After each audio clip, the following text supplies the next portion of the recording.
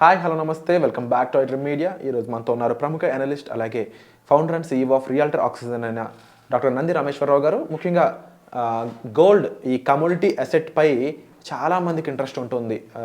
గోల్డ్ని ముందు ఇన్వెస్ట్మెంట్ కింద చూస్తూ ఉన్నారు. అయితే అది మీకు నిజంగా ఇన్వెస్ట్మెంట్ కింద ఉపయోగపడుతుందా, కేవలం దాని ఒక లైబిలిటీ కింద చూడొచ్చా అనేది ఈరోజు ఎపిసోడ్ తెలుసుకుందాం. నమస్కారం సార్. సార్, సింపుల్గా గోల్డ్ అనేది ఒక ఇన్వెస్ట్మెంటా కాదా? ముఖ్యంగా గోల్డ్ ఆర్నమెంట్స్ గురించి అడుగుతూ ఉన్నాను. దాన్ని చాలామంది ఇన్వెస్ట్మెంట్ అనుకుని కొంటున్నారు, బట్ అది ఇన్వెస్ట్మెంట్ కాదు అని చెప్పేసి అనలిస్టులు సైతం చెప్తా ఉన్నారు. మీ టేక్ ఏంటంటే దాన్ని? ఇప్పుడు గోల్డ్ అనేది పసుపు పచ్చదనం, పసుపు పసిడి అంటారు. ఇండియా ప్రపంచం మొత్తంలో మనం వాడినంత గోల్డ్ ఎవరు వాడరు అనుకుంటా. అది ఎక్కడో రికార్డ్స్ వచ్చేసి కరెక్ట్ గుర్తులేదు. 22 టన్నులు, 22,000 టన్నులు, 24,000 టన్నులు కన్జంప్షన్. సో గోల్డ్ అనేది ఆస్తుల్లో ఇన్వెస్ట్మెంట్లో ఒక రకం. ఒకటి స్టాక్ మార్కెట్, ఒకటి గోల్డ్ మార్కెట్, ఒకటి మ్యూచువల్ ఫండ్, ఒకటి గోల్డ్ అండ్ సావరెన్ బాండ్స్, తర్వాత ఇన్సూరెన్స్ పాలసీలు, హెల్త్, ఇవన్నీ కాకుండా ఇదన్నిటితో పాటు రియల్ ఎస్టేట్. అయితే నేను జనరల్గా చాలామంది అడిగినట్టు ఏది బెస్ట్ అంటే అన్నిటికంటే రిస్క్ లెస్ అనేది real estate, provided you take a clear title property, మంచి లొకేషన్, మంచి డెవలప్మెంట్, మంచి బిల్డర్. గోల్డ్ వచ్చేసరికి కూడా మీరు రేట్ ఆఫ్ ఇంక్రీజ్ చూసుకుంటే స్టాక్ మార్కెట్లో లాభం ఎంత ఉందో నష్టం కూడా అంతే ఉంది. గోల్డ్ మార్కెట్లో లాభం తక్కువ, నష్టం తక్కువ. రియల్ ఎస్టేట్ ఓన్లీ లాభం, నష్టాలు తక్కువ. చూసుకుంటే 1996 to 2000 గోల్డ్ రేట్ వరుసగా తగ్గిపోయింది. ఓకే. అట్లానే కరోనా టైంలో తగ్గింది. మీరు రేట్ చూసుకుంటే నాకు తెలిసిన 1930-40లో 30 రూపాయలు 20 రూపాయలు తొల ఉండేదంట 10 గ్రాములు 1930లో. అది నాకు ఊహ వచ్చినప్పుడు 1993లో 4,500 24 క్యారెట్ బంగారు. 2011-12లో 28,000. కరోనా టైంలో 50-55కి వచ్చింది. ఇప్పుడు మొన్న 82,500 దాకా వెళ్ళింది. ఓకే. మళ్ళీ అక్కడ మళ్ళీ 75,000 పడిపోయింది. 72,000, 73,000. మళ్ళీ ఇప్పుడు 79,000 అయింది. అవును. ఇప్పుడు చూసుకుంటే ఇంక్రీజ్ అవుతుంది, డిక్రీజ్ అవుతుంది. డిక్రీజ్ అనేది తక్కువైనా ఎక్కువసార్లు తగ్గదు. బట్ ఓవరాల్ గ్రోత్ చూసుకుంటే 1977లో నేను ఒక ప్లాట్ తీసుకున్నాను మా ఫాదరు వైజాగ్లో. 12 రూపాయలు గజం. ఎంత? 12 రూపాయలు. అప్పుడు ఒక రోడ్డు ఉండేది మా ఇంటి పక్కన. ఇప్పుడు 6 లేన్ 8 లేన్ హైవే అయింది ట్రాక్. ఎంత అయ్యండి? 12 రూపాయలు ఎంత వచ్చు? 2,000, 3,000, 10,000, ₹1,00,000 అయింది గజం. ఓకే. గోల్డ్ అంత పెరిగిందంటే పెరగలేదు. మురళీమోహన్ గారు జేబేరి ఎన్క్లేవ్ గూగుల్ ఆఫీస్ ఎదురుగా 750 రూపాయలకి అమ్మారు. నా ఫంక్షన్కి వచ్చినప్పుడు చెప్పారు ఆయన. ఈరోజు 2.5 లక్షలు ఉంది.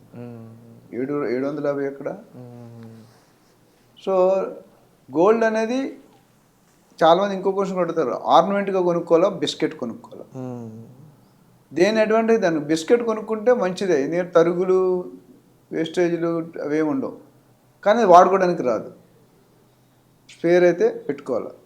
గోల్డ్ ఎందుకు పెట్టుకోవాలంటే నేను ఇన్వెస్ట్మెంట్, నేను రియల్ ఎస్టేట్ కాదని, కానీ రియల్ ఎస్టేట్లో డిస్ట్రిబ్యూట్ చేసుకోవాలి. ఒక నార్మల్ మనిషి సపోజ్ నెలకి నీకు ₹1,00,000 శాలరీ అనుకోండి, రఫ్గా. లక్షలో నీకు ఒక 50-60 ఖర్చు అయిపోతాయి. ఒక 35% అయితే సేవ్ చేసుకోవాలి కంపల్సరీ. ఆ 30 అంటే 35,000 పర్ మంత్. 3 నెలలు, సంవత్సరానికి 4 లక్షల అప్పుడు 4.2. సో ఈ 4.2 lakhs 10 yearsకి 40 lakhs అవుతుంది. ఈ డబ్బులు ఏవైతున్నాయో అన్నీ ఒక దగ్గర పెట్టకండి. నేనైతే ఏం చేస్తానంటే రియల్ ఎస్టేట్లో 40% పెట్టుకుంటున్నాను, 50%. 30-50% రియల్ ఎస్టేట్ పెట్టుకోవాలి. ఒక 10-20% గోల్డ్లో పెట్టుకోవాలి. ఒక 10% స్టాక్ మార్కెట్లో పెట్టుకోవాలి. ఒక 10% ఇతరులు, అదర్ NPS ఇవన్నీ. ఇప్పుడు ఏమవుతుందంటే don't keep all eggs under one basket.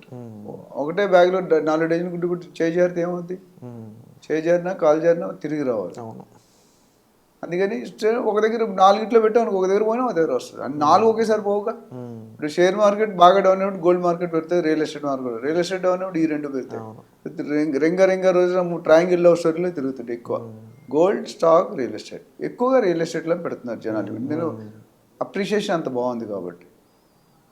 So అదొక రీజన్. తర్వాత ఇంకోటి, గోల్డ్లో రేట్లు ఎలా మారుతాయంటే బులియన్ మార్కెట్ ఉంటుంది, వరల్డ్ సెంటర్లో ఒక బాడీ ఉంటుంది. సో ఏదైనా కంట్రీ యుద్ధాలు అవుతుంది, యుక్రెయిన్, ఇజ్రాయెల్, రష్యా ఇవన్నీ ఉన్నాయి కదా, ఇరాన్, ఇవన్నీ యుద్ధాలు అయినప్పుడు టూరిజం ఉంటుంది, ఇన్కమ్ ఉంటుంది. ఎవడు వెళ్ళాడు కదా యుద్ధాలు అవుతుంది, వెళ్తావా? డబ్బులు లేవు వాళ్ళకి, డబ్బులు లేనివాడు ఏం చేయాలి? ప్రతి కంట్రీ కూడా సెంట్రల్ రిజర్వ్ ఉంటుంది, అంటే నిధులు. ఓకే. మన భారతదేశం కూడా పివి నరసింహరావు మొత్తం అమ్ముకున్నారు. ఆ నిధుల్ని రిలీజ్ చేస్తారు. ఒక్కసారి 1000 టన్నులు 2000 టన్నులు ఒకేసారి మార్కెట్లో వదిలేస్తారు. అప్పుడు ఏమవుతుంది? రేట్ తగ్గిపోతుంది. ఎందుకంటే అబౌండెన్స్ ఆఫ్ గోల్డ్ ఉంది, డిమాండ్ ఎక్కువ ఉన్నప్పుడు డిమాండ్ తక్కువ ఉంది, సప్లై ఎక్కువ ఉంది. ఓకే. అప్పుడు రేటు తగ్గిపోతుంది. రివర్స్, డిమాండ్ ఎక్కువ ఉంది, సప్లై తగ్గుతుంది, డిమాండ్ ఎక్కువ ఉన్నప్పుడు అయితే కాస్త రేట్ పెరుగుతుంది.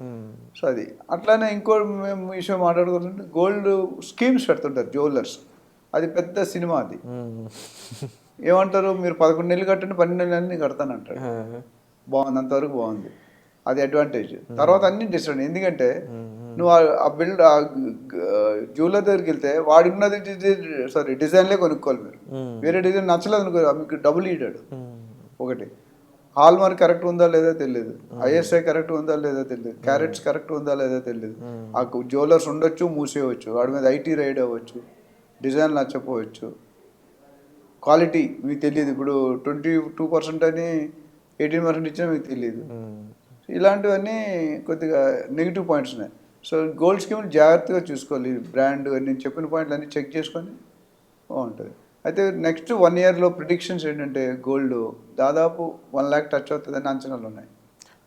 ఇది అంటే స్టాక్ మార్కెట్ అన్న ముందే ఇది 1 lakh టచ్ అవ్వచ్చు అంటున్నారు. అది అదే మరి 1 lakh టచ్ అవ్వచ్చు. అట్లా వెండి ఆల్రెడీ 1.03 దాకా వెళ్ళిపోయింది, 1,03,000. ఇప్పుడు ఇది కూడా నాకు తెలిసి 1,15,000 10,000 దాకా లేదు. యాక్చువల్లీ సిల్వర్కి ఇప్పుడు డిమాండ్ ఎక్కువ పెరుగుతుంది. ఎందుకంటే ఈవీ వెహికల్స్, ఎలక్ట్రికల్ వెహికల్స్ అన్నింటిలో కూడా సిల్వర్ని వాడుతున్నారు బాగా. కాబట్టి దానికి ఒకప్పుడు చాలా డిఫరెన్స్ ఉండేది. మన బంగారం కూడా తక్కువ ఉండేది. అవును, కేజీ బంగారం 10 గ్రాములు ఉంటే ఇదే తక్కువ ఉండేది. ఇప్పుడు రివర్స్ అయిపోయింది, బంగారాన్ని మించిపోయి వెళ్ళిపోయింది. సో ఇన్వెస్ట్ చేసుకునే వాళ్ళు చూసుకొని కొనుక్కోవాలన్నమాట. అవసరం అనుకుంటేనే అయితే ప్రతి ఇంట్లో కూడా ఒక 1/2 kg బంగారం, ఒక 1/2 kg వెండి ఉంటే మంచిది. ఎందుకంటే లిక్విడిటీ ఇమీడియట్గా ఏదో పేషెంట్ అయ్యాడు, హాస్పిటల్ అయ్యాడు, పెళ్ళి అయింది ఏమంటే అదే రోజు డబ్బులు వచ్చేస్తాయి, మిగతా వాటిలో రావు.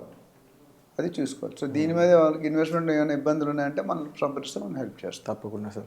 సో గోల్డ్కి సంబంధించి మీకు డిఫరెంట్ ఒపీనియన్స్ అయితే ఉంటూ ఉంటాయండి. ఆ డిఫరెంట్ ఒపీనియన్స్ని మీరు డిస్ప్లే అవుతున్న నెంబర్స్ కాల్ చేసి సార్తో మీరు కన్సల్ట్ అయితే మీకు రైట్ ఇన్వెస్ట్మెంట్ ఏది, గోల్డ్లో ఎలాంటి ఇన్వెస్ట్మెంట్ ఎంతవరకు చేయొచ్చు, అసెట్ అలొకేషన్ కొన్ని ఇంపార్టెన్స్ ఏంటి, ఇందాక చెప్పినట్లు డైవర్సిఫికేషన్ కూడా ఇంపార్టెంట్.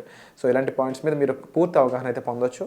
అండ్ ముఖ్యంగా నంది రమేశ్వరరావు గారితో ఎటువంటి టాపిక్స్పై మీకు ఇంటర్వ్యూలు కావాలనేది మీరు కామెంట్ సెక్షన్లో మెన్షన్ చేసినట్లయితే అలాంటి ఎపిసోడ్ మీ ముందు తీసుకురావడానికి మేము తప్పకుండా ప్రయత్నిస్తాం. Thank you so much sir.